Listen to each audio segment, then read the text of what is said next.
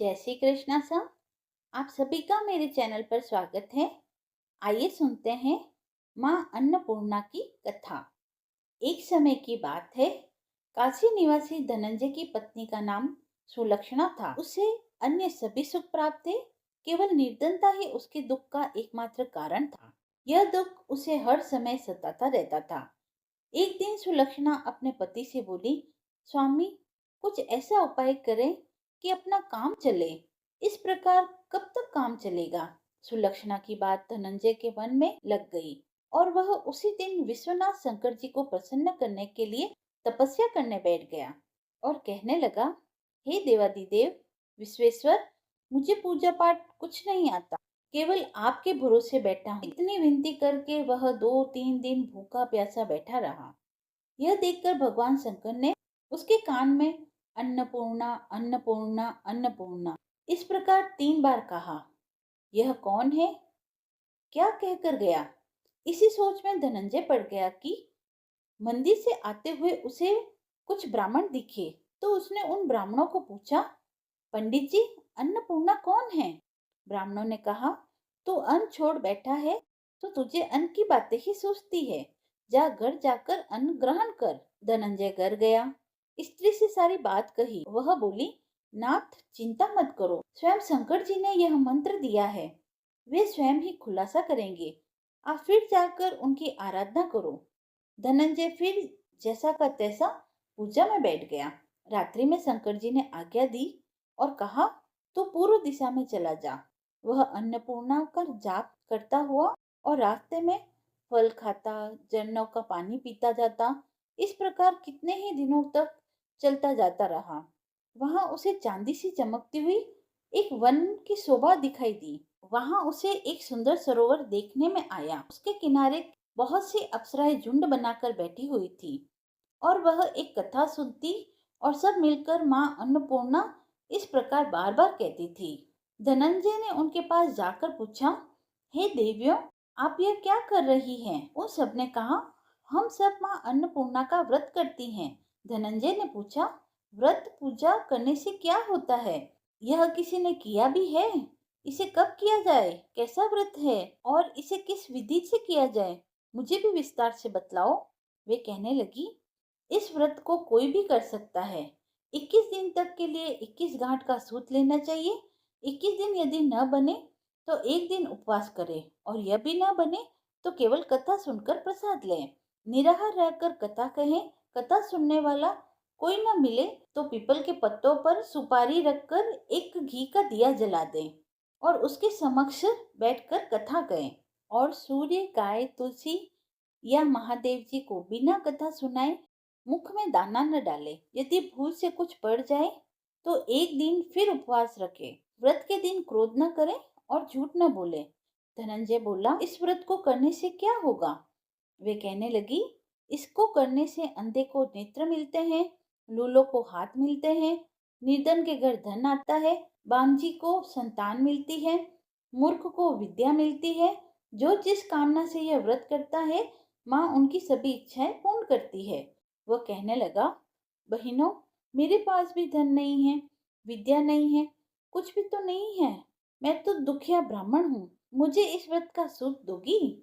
हाँ भाई, तेरा कल्याण हो, हम तुझे अवश्य देंगी।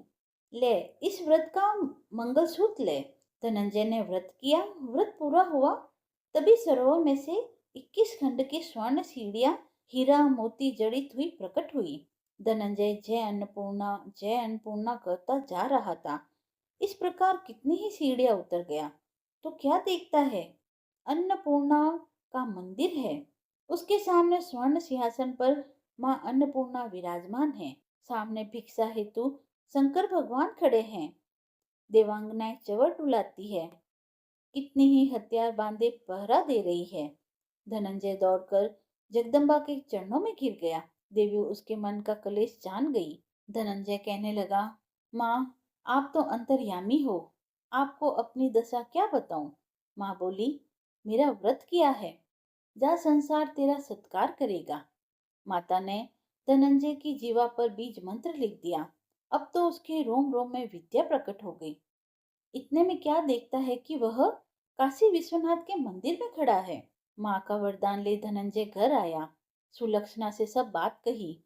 माता जी की कृपा से उसके घर में संपत्ति उमड़ने लगी। जैसे शहद के छत्ते पर मक्खियां जमा होती है, वैसे ही उसके सगे संबंधी उसके यहाँ जमा होने लगे। वह उसकी बढ़ाई करने लगे और उसे कहने लगे, इतना धन है, इतना बड़ा घर है और तेरे कोई सुंदर संतान भी नहीं है, तो तेरी इस कमाई को भोगेगा कौन? सुलक्षणा के तो संतान है नहीं, ऐसा कर तो दूसरा विवाह कर ले। अनिच्छा होते हुए भी धनंजय को दूसरा विवाह करना पड़ता है और सती सुलक्षणा को सौत का दुख उठाना पड़ता है। इस प्रकार दिन बीतते गए। फिर अगहन मास आया। नए बंधन में बंधे पति से सुलक्षणा ने कहलाया कि हम व्रत के प्रभाव से ही सुखी हुए हैं, इस कारण यह व्रत छोड़ना नहीं चाहिए। यह माताजी का प्रताप है जो हम इतने संपन्न और सुखी हैं। सुलक्षणा की बात सुन धनंजय उसके यहाँ आता है और व्रत में बैठ जाता है। नई बहू को इस व्रत की खबर न थी। वह धनंजय के आने की राह देखने लगी। दिन बीतते गए और व्रत पूर्ण होने में सिर्फ 3 दिवस बाकी थे कि नई बहू को खबर पड़ी।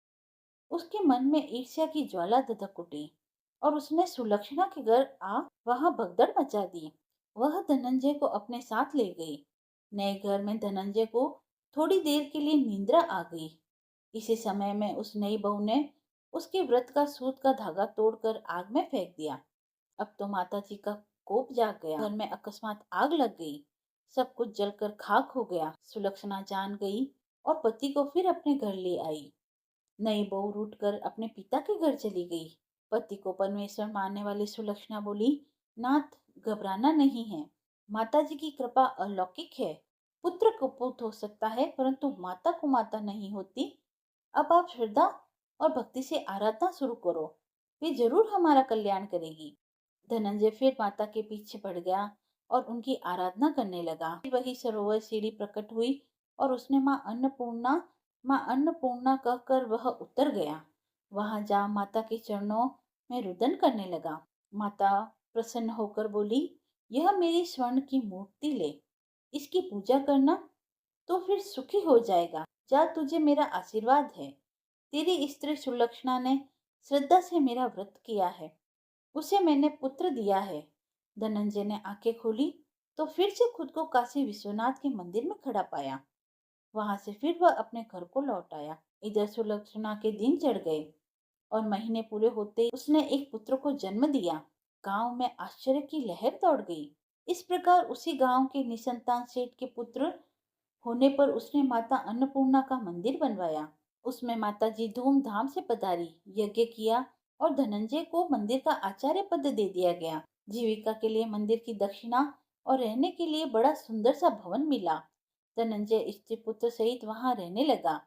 माता जी की चढ़ावे से भरपूर आमदनी होने लगी। उधर नई बहू के पिता के घर डाका पड़ गया, सब लुट गया। वह भीख मांगकर पेट भरने लगी। सुलक्षणा ने यह सुना तो उसे बुलावा भेजा, अलग घर में रख लिया और उसके अन्न व वस्त्र की व्यवस्था कर दी।